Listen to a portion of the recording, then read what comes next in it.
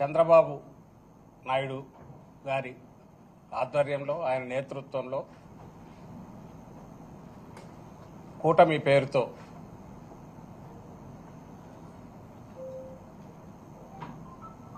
మొదలైన అరాచకపు నిరంకుశ మోసపూరిత పాలనకు మోసపూరిత వాగ్దానాలతో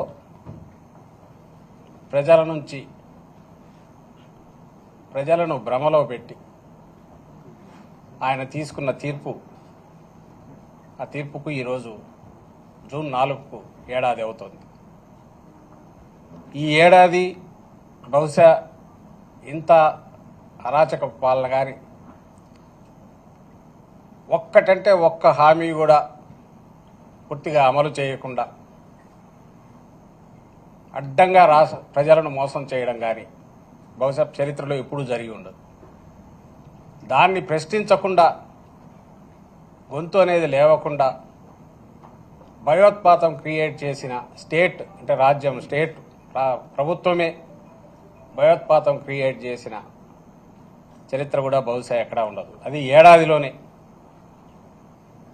ఒక్క ఏడాది కాదు, వచ్చిన రోజు నుంచే బహుశా దేశ చరిత్రలోనే కాదు ప్రపంచ చరిత్రలో కూడా అరుదుగా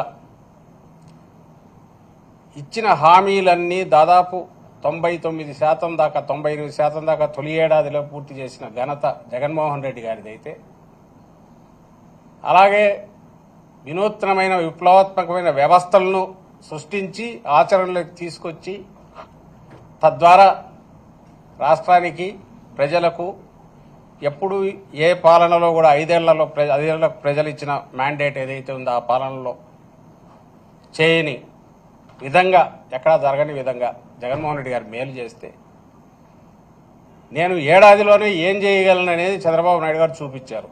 వాటన్నిటిని విధ్వంసం చేశారు. పెట్టిన పెట్టుబడి దాని మీద సామాజిక పెట్టుబడి కావచ్చు, ఆర్థికంగా కావచ్చు, అవి కూడా వృధా అయ్యేట్టు చేశారు. ఇంకో పక్క ఏడాదిలో ఎంత పవర్ చేతిలో ఉంటే దుర్మార్గంగా వ్యవహరించవచ్చు అనేది కూడా పూర్తి కాన్సన్ట్రేటెడ్ ఎఫెక్ట్లో అది కూడా చూపించారు. అన్నిటికంటే ఘోరం ఏమైందంటే ప్రజలను మోసం చేయడం.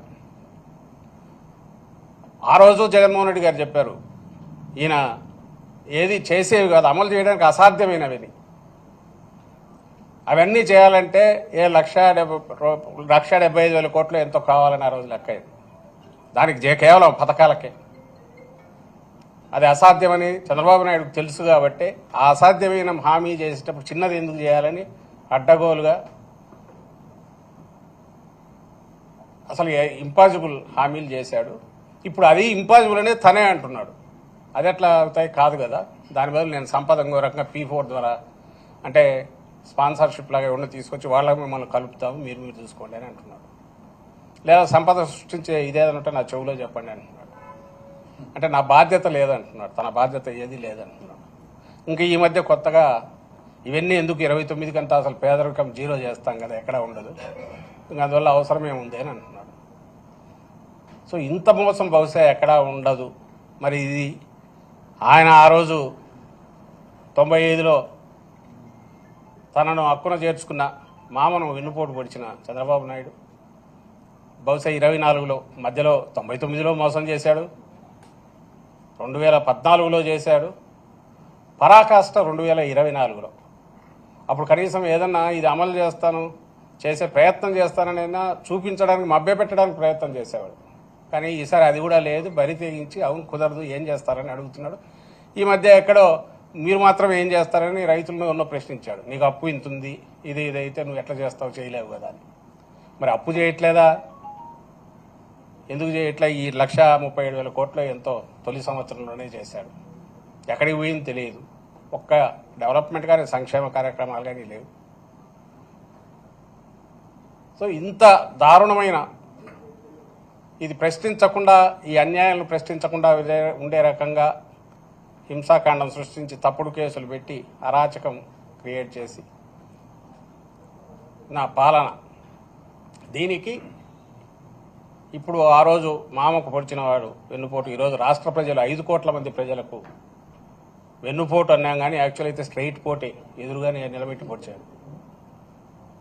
దీనికి పేటెంట్ హక్కు ఎవరిదంటే చంద్రబాబు గారిది కాబట్టి వెన్నుపోటు దినంగా జూన్ 4న జరపాలని పార్టీ నిర్ణయించింది. అధ్యక్షులు ఇప్పటికే ప్రకటించారు జగన్మోహన్ రెడ్డి గారు.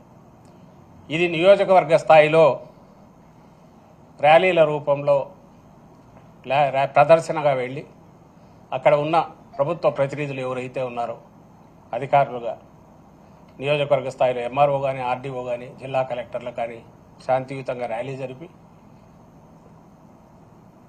మన నిరసన తెలియజేసి ఏ రకంగా మోసం చేశారో చెప్పి ఇప్పటికైనా ఆ రోజు ఇచ్చిన హామీలు తొలి ఏడాదిలో ఇప్పటికే ఎంత ఎగరగొట్టారో చెప్పి ఈ మొత్తం పెండింగ్ బకాయిలతో సహా ప్రజలకు చెల్లించమని చెప్పి డిమాండ్ చేస్తూ వినతి పత్రాలు సమర్పించాలని నిర్ణయించాము. అందుకు తగిన రకంగా సన్నాహాలు జరుగుతున్నాయి. అందులో భాగంగానే ఈరోజు ఇక్కడ పోస్టర్ రిలీజ్ చేశాము. ఆ పోస్టర్ చూస్తేనే అర్థమవుతుంది ఆయన ఎంత బలంగా పొడిచాడనేది. ఇది నెక్స్ట్ రేపు జిల్లాల స్థాయిలోను తర్వాత కాన్స్టిట్యున్సీ స్థాయిలో కూడా పోస్టర్ రిలీజ్ కార్యక్రమం జరుగుతుంది. దీంట్లో పార్టీ నాయకులు కార్యకర్తలే కాకుండా మోసాలకు గురైన అన్ని వర్గాల ప్రజలు వీలైనంతగా వాళ్ళు కూడా పాల్గొని ఆ గొంతు ఎంత బలంగా ఎలుగెత్తి నినదించాలంటే చంద్రబాబు ఆ దెబ్బకు కొంచెం ఆయన దిగి వచ్చి తాను ఇచ్చిన హామీలు నిలపకపోతే తన ఉనికికే ప్రమాదం, రాజకీయంగా తన ఉనికికే ప్రమాదం అనేది గుర్తించి ఇప్పటికైనా ఆ హామీలు నెరవేర్చాలనే ప్రెషర్ బిల్డప్ అయ్యే రకంగా అన్ని వర్గాల ప్రజలు పాల్గొనాలని కోరుతూ దానికి సంబంధించిన పోస్టర్ కార్యక్రమం ఈరోజు విడుదల కార్యక్రమం చేశారు. Thank you very much.